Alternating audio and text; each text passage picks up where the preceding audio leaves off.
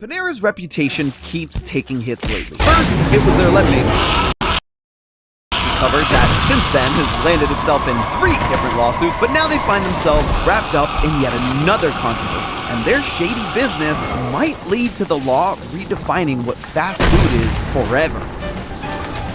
Hello, Internet! Welcome to Food Theory, the show that's baked fresh every week. Speaking of baked fresh, Panera is the talk of the town again, and not because of their lemonade this time. In case you haven't caught our episode on that, make sure to go watch it right after this. But long story short, Panera's uber-caffeinated lemonade made waves last year when the spotlight shined on just how much caffeine they were stuffing into their drink without any sort of warning for their customers. This landed it in the middle of 2 lawsuits in connection to 2 deaths.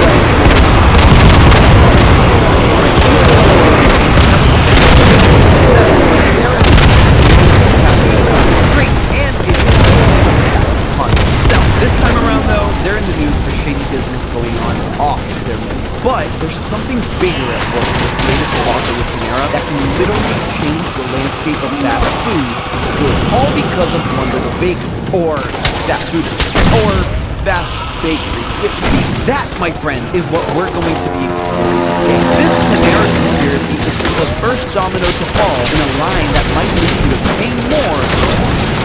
So, where did all this start? Well, late last year, a law passed in California that raises the minimum wage for fast food workers from the state minimum of $16 an hour to $20. On the surface, it looks great. It helps provide a more livable wage in a time when things are getting more and more expensive. And there are other provisions built in, like the establishment of a fast food council that will act as advocates for workers' rights to protect them in the future. However, some eagle-eyed reporters found that there's a loophole in the law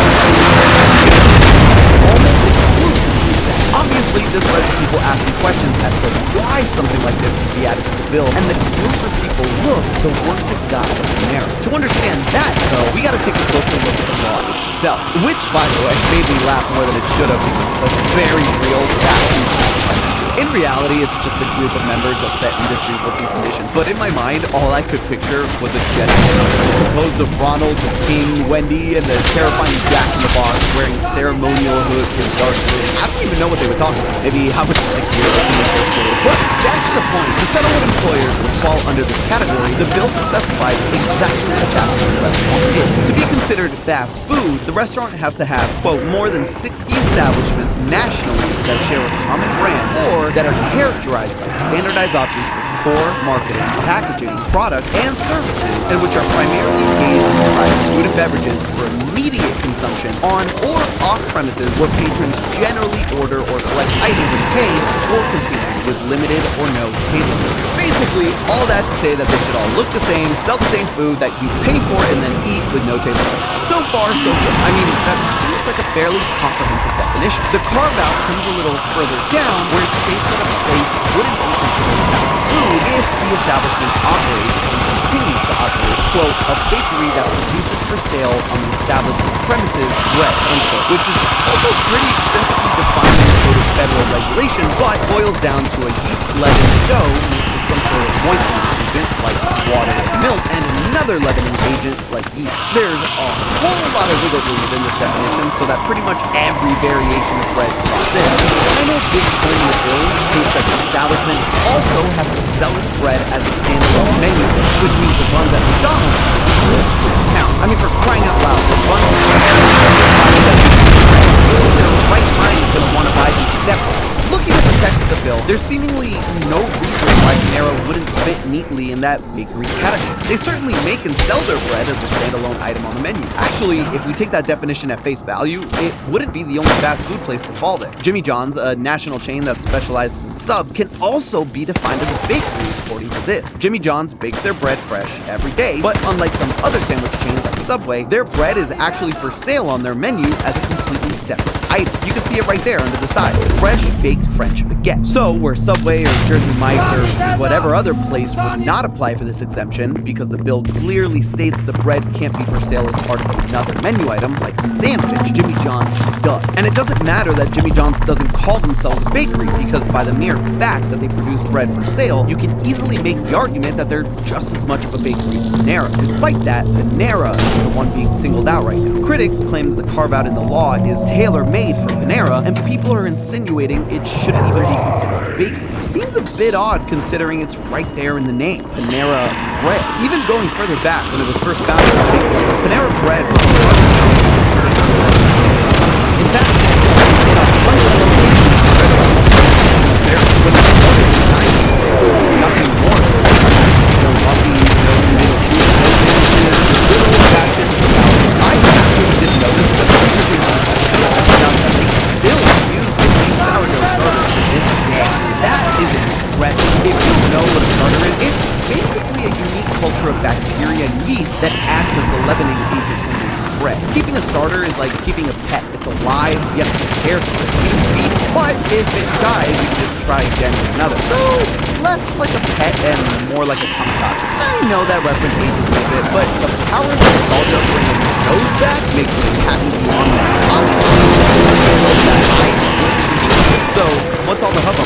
Well, it's the fact that a carve-out that so perfectly takes Panera out of the running is even put into the laws to begin with. To observers, Panera is given special treatment by not being lumped in with other fast food places and not having to pay their employees more as a result. That assumption isn't as shark-jumpy as you might think. There's a lot of convenient coincidence in Panera being the one to benefit.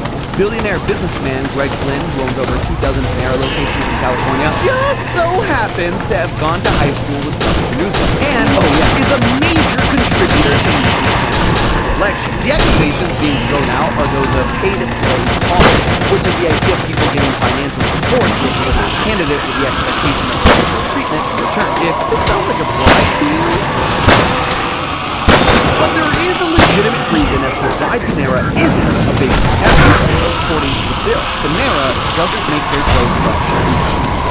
The bill's exact text says that a bakery has to produce their bread, and technically they're not. They're just baking. And that's true. Like we established, Panera gets their dough delivered frozen from a central hub to be baked fresh every day, but not made from scratch. By that standard, almost no large chain like it would be considered a bakery. Pret a Manger, another popular spot similar to Panera, also distributes their doughs to their locations for them to be baked fresh every day. In fact, it would be against their best interests as large chains to have each location make their dough fresh, and it all comes back to the mother.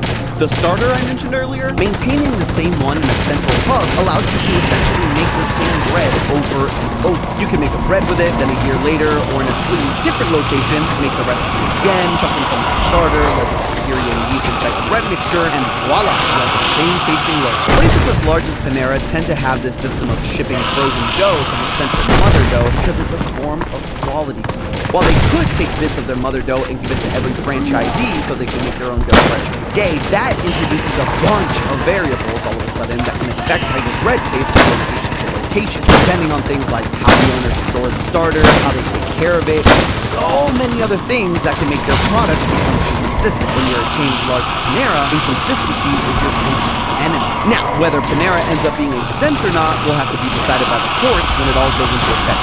I'm no judge or lawyer or even law student, but I have watched the series Suits in its entirety at least 4 times, so I feel qualified enough to say that this isn't a clear-cut situation. You can come out to agree with me and say that Panera actually isn't exempt and will have to up their wages to $20 like all the other fast food chains. Now, like I mentioned, it's not up to them, but the courts. But even if Panera was exempt from paying their workers more, every other fast food place would instantly become more attractive to any prospective employee, and Panera would have to up their wages to be competitive anyway, unless you live in a town with just the one Panera and no other fast food offerings, in which case your biggest concern is getting out of that town.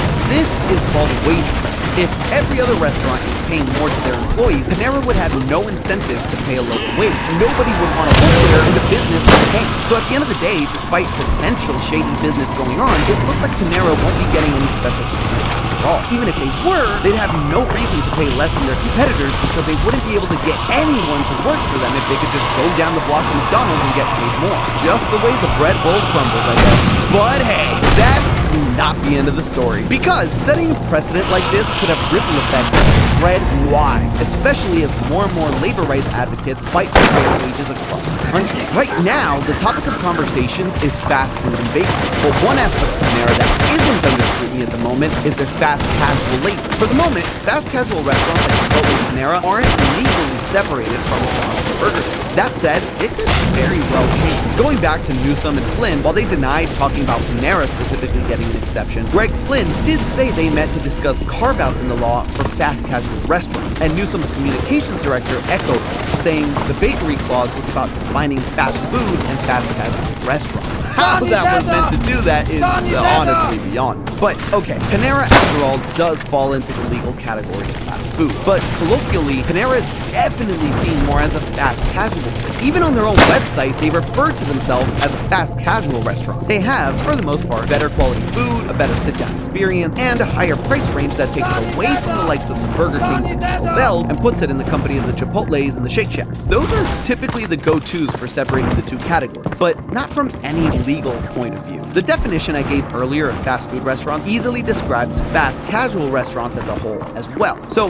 what does separate them? Panera, as much as McDonald's, has a standardized decor, marketing, and line of products. And in both places, you select your items and pay before consuming with limited table service. Does it all come down to the drive-thru? Well, not every McDonald's has a drive-thru. Fast casual restaurants tend to put more emphasis on fresh ingredients and quality overall, but that doesn't exclude all fast food restaurants either. The answer isn't easy to find and has been debated for some time. It's been a harmless debate before, something you fight with your friends over while you slurp some soup and eat a passable at best half sandwich at Panera. But thanks to Greg Flynn and the controversy, it may soon need to be legally defined. And depending on the conditions that separate them, like one category being forced to pay more to its employees than the other, we may see these large corporations scrambling to lower their own quality so that they can call themselves fast food and potentially save millions of dollars by skimping out on wages. Heck, Panera is already loosening their ingredient standards, removing signs that include grass-fed, pasture-raised, no antibiotics ever, or any mention of hormones. Whether it's because they're going public as a company soon,